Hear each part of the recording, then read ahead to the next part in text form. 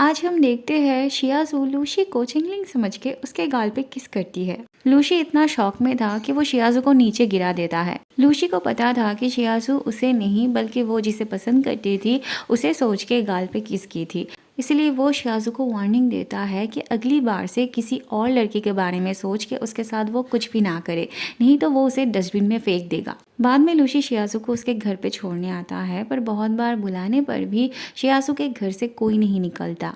शियाज़ू को कैरी करना भी लूशी के लिए प्रॉब्लम हो रही थी, इसलिए वो उसे अपने कमरे में लाके सुला देता है। सुबह जब शियाज़ू की नींद टूटती है तब वो अपने पास लूशी को देख के बहुत ज़्यादा घबरा जाती है। फिर वो लूशी को भी नींद से उठाती है। शियाज़ू को डर था कि नशे की हालत में कहीं उसने चिंगलिंग के बारे में उसे कुछ बता ना दिया हो, और लूशी भी उसे परेशान करने के लिए बोलता है कि हाँ उसने बता दिया था। शियाज़ू तब उसे वार्न करती है कि उसने जो भी सुना है वो बस अपने अंदर ही रखे, किसी को ना बताए। फिर लूशी उसे एश्योर करता है कि उसने कुछ भी नहीं कहा था। अगले सीन में हम देखते हैं शेन के कहने पे लूशी ट्रेनिंग के लिए आया था, पर वो यहाँ आके देखता है कि अभी तक कोई भी नहीं आया था। फिर वो जब फोन करने जाता है सबको, तब शेन उसे रोकती है फोन करने से। लूशी को पता चलता है शेन ने ट्रेनिंग के बहाने उसे अकेले ही बुलाया था। लूशी उसे आइंदा से ऐसी हरकत करने से मना करता है और वहाँ से चला जाता है। अगले सीन में हम देखते हैं शियाज़ू बोर्ड पर टंगे हुए कुछ पार्ट टाइम जॉब के नोटिस देख रही थी। शियाज़ू जिस भी जॉब के लिए अप्लाई करने की बात करती है, लूशी कहता है वो उसके लिए सुटेबल नहीं होगा। शियाज़ू को पार्ट टाइम जॉब के लिए परेशान होते देख लूशी होंगजू से शियाज़ू को काम देने के लिए बोलता है, क्योंकि होंगजू को अपने बैंड में एक सिंगर की जरूरत थी जिसके लिए उसे एड देने की जरूरत थी। तो एड के पेपर डिस्ट्रीब्यूशन के लिए लूशी शियाज़ू का नाम लेता है, और इसके लिए शियाज़ू को जो भी पैसे पे करना था वो लूशी देने की बात करता है, पर इसकी कोई जरूरत नहीं थी क्योंकि होंगजू ही पे करने वाला था।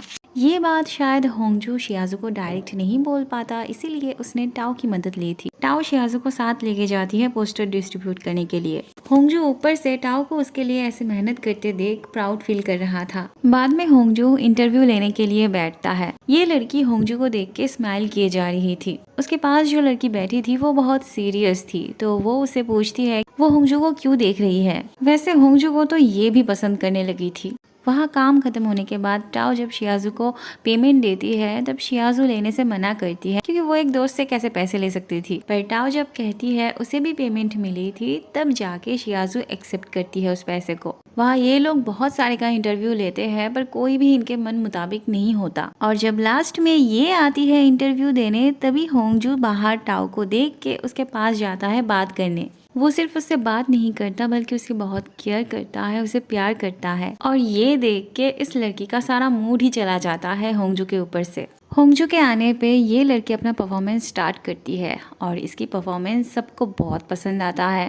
होंगजू उसे अपने बैंड में वेलकम करता है, पर ये लड़की उनके बैंड में ज्वाइन होने से इनकार करती है। पर होंगजू को ये लड़की अपने बैंड में चाहिए था, इसीलिए वो उसके गिटार की कॉर्ड को अच्छे से ठीक करके उसे एक अच्छे से गाना सुना के इम्प्रेस कर लेता है। वहाँ बहुत दिनों बाद चिंगलिंग के बुलाने पर शियाज़ू दौड़ते हुए एक्साइटेड होकर उसके पास आती है। चिंगलिंग ने फिर से शियाज़ू को गिफ्ट चूज करने के लिए बुलाया था। शियाज़ू को शायद इस बार भी लगा था कि वो उसे गिफ्ट देना चाहता है, पर उसके होठों से सारी हंसी तब चली जाती है जब उसे पता चलता है चिंगलिंग ने उसे यहाँ पर बुलाया था लीनू के लिए एक गिफ्ट चूज कर देने के लिए।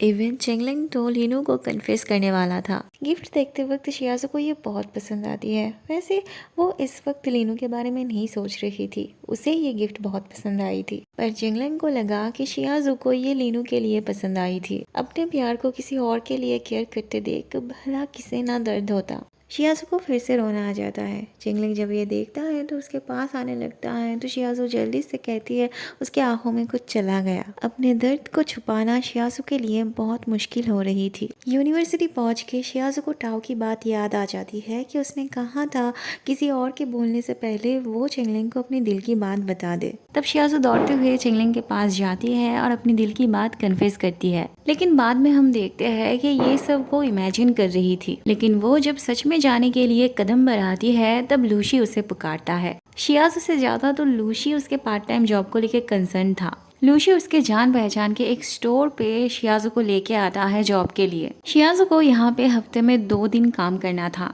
अगले सीन में हम देखते हैं शियाजू इतनी ज्यादा अपसेट थी कि 2 हफ्ते से लीनू का ड्रेस उसने वापस ही नहीं किया था। इसीलिए टाओ उसकी तरफ से लीनू को ड्रेस दे आने की बात करती है, पर शियाजू खुद ही जाना चाहती थी। लेकिन वो जब उसे ड्रेस वापस करने जाती है तब लीनू की रूममेट्स उसे बताती है कि वो अपने बॉयफ्रेंड के साथ डेट पर गई हुई है। पता नहीं क्यों शियाजू इस बात पर गौर नहीं करती और वो लीनू की ड्रेस उसके रूममेट्स को दे आती है। फिर वो जब इन दोनों को साथ में देखती है तब शियाजू को एहसास होता है शायद लीनू की रूममेट जिस बॉयफ्रेंड की बात कर रही थी वो चेंगलिंग था, मतलब दोनों साथ में थे। अगले दिन शियाजू के पापा उसे पॉकेट मनी देने आते हैं, पर शियाजू बताती है कि वो पार्ट टाइम जॉब कर रही है, इसीलिए उसे पैसों की जरूरत नहीं है। पर शियाजू के पापा नहीं चाहते थे कि उनके होते हुए उनकी बेटी को सफर करना पड़े। वो उसे पार्ट टाइम जॉब छोड़ के अपनी पढ़ाई पे फोकस करने को बोलते हैं। शियाजू के बार बार मना करने पर भी वो अपनी बेटी को पॉकेट मनी देते हैं।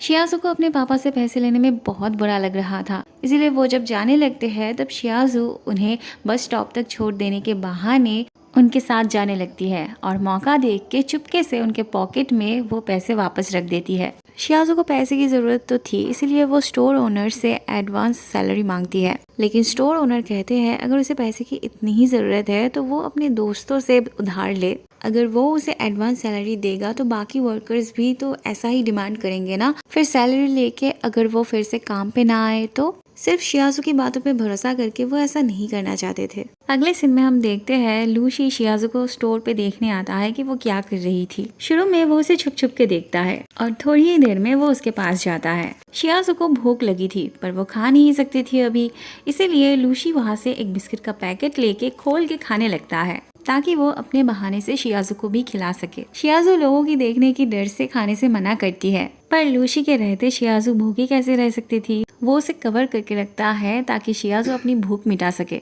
बाद में वो शियाजू को खाने देता है और शियाजू का काम वो करने लगता है। अगले सीन में हम देखते हैं लीनू शियाजू को रात में डिनर के लिए इनवाइट करती है क्योंकि उसे अपने बॉयफ्रेंड को शियाजू से मिलवाना था। लेकिन शियाजू अपने आंखों के सामने चेंगलिंग को उसके साथ नहीं देखना चाहती थी, इसीलिए वो पढ़ाई का बहाना देके जाने से मना करती है, पर लीनू उसे बहुत बार रिक्वेस्ट करती है आने के लिए। अगले सीन में हम देखते हैं शियाजू बहुत अनकंफर्टेबल फील कर रही थी लीनू के सामने जाने में, पर थोड़ी ही देर में शियाजू को बहुत बड़ा झटका लगता है जब उसे पता चलता है लीनू का बॉयफ्रेंड चेंगलिंग नहीं बल्कि कोई और ही था। इवन चेंगलिंग को भी अभी पता चलता है। बाद में ये 5 साथ में मिलके डिनर कर रहे होते हैं। चेंगलिंग इतना ज्यादा हर्ट हुआ था कि वो ड्रिंक पे ड्रिंक किया जाता है। वो इतना ज्यादा ड्रंक हो गया था कि बाद में इन दोनों को उसे संभालना पड़ता है। चेंगलिंग को लग रहा था कि शायद उसमें कोई कमी होगी, शायद कोई उसे पसंद नहीं करता होगा, तो वो लूशी से पूछता है क्या वो उसे पसंद करता है। लूशी कहता है ऑफ कोर्स वो उसे पसंद करता है क्योंकि वो हैंडसम है, ब्रिलियंट है। एक ही सवाल वो शियाजू से भी पूछता है। अब शियाजू तो सच में उसे पसंद करती थी, इसीलिए ये सवाल सुन के वो एकदम स्टैचू हो जाती है। ऊपर से चेंगलिंग उसे ऐसे पकड़ के पूछने लगता है। तब लूशी उसे शियाजू के पास से हटाता है और कहता है उसने कहा ना कि वो उसे पसंद करता है, यही काफी है। शियाजू के पास अब बहुत अच्छा मौका था चेंगलिंग के करीब जाने की, पर फिर भी वो इस मौके का फायदा उठाने के बारे में सोच ही नहीं रही थी, बल्कि टाओ उसके दिमाग में ये सब भर रही थी। टाओ शियाजू को सिखाती है कि उसे इस वक्त चेंगलिंग को कंफर्ट करना चाहिए, उसके साथ मूवी देखने जाना चाहिए, उसके साथ घूमने जाना चाहिए, ताकि वो इस तरह से धीरे धीरे उसके करीब आ सके। टाओ ने शियाजू को अकेले चेंगलिंग के साथ टाइम स्पेंड करने के लिए कहा था, पर शियाजू तो लूशी के साथ आई थी चेंगलिंग का मूड ठीक करने। पर चेंगलिंग उतना कमजोर नहीं था, उसे किसी को कंफर्ट करने की जरूरत नहीं थी। थोड़ी देर बाद चेंगलिंग के पास उसके बॉस का एक लेटर आता है, जिसे देख शियाजू को भी चेंगलिंग को लेटर लिखने का आइडिया आता है। बाद में वो चेंगलिंग को लेटर लिखने बैठती है, पर खुद के आइडेंटिटी से नहीं। उसे चेंगलिंग का सीक्रेट लवर बनना था। वो छुप छुप के यूनिवर्सिटी के ऑफिस में जहाँ लेटर रखा जाता था वहाँ पे अपना लेटर रख के आती है। बाद में चेंगलिंग का रूममेट उसे वो लेटर देने आता है। वो लेटर उसके जान पहचान का नहीं था और ऊपर से उसका क्लास भी था, इसलिए वो उस लेटर को खोल कर भी नहीं देखता। लीनू को जब से पता चला था चेंगलिंग उसे पसंद करता है, तब से लीनू चेंगलिंग से बात करने में बहुत ऑकवर्ड फील करती थी और शायद इसी वजह से वो चेंगलिंग के साथ एक ही प्रोजेक्ट में काम करना नहीं चाहती थी। वो उसे डायरेक्ट मना नहीं करती, बस अपने डांस क्लास का बहाना देती है। इवन चेंगलिंग जब उसे अपने पास वाले सीट पे बैठने के लिए बोलता है तब लीनू दूसरी जगह बैठने की बात करती है। अब क्योंकि लीनू उस प्रोजेक्ट पे काम नहीं कर रही थी, इसलिए चेंगलिंग को अकेले वो प्रोजेक्ट कंप्लीट करना था, जिसके लिए उसे रात भर काम करना था। पर उसके रूममेट्स रात भर उसे लाइट नहीं जलाने देते, इसलिए चेंगलिंग लूसी के कमरे में चला आता है रात भर काम करने के लिए। सुबह चेंगलिंग की ट्रेनिंग थी, पर वो रात भर ना सोने की वजह से बहुत ही थका हुआ महसूस कर रहा था। पर शियाजू को लग रहा था वो अभी तक लीनू की वजह से अपसेट था और उसने जो उसे चीयर अप करने के लिए लेटर भेजा था वो भी कुछ काम नहीं आया।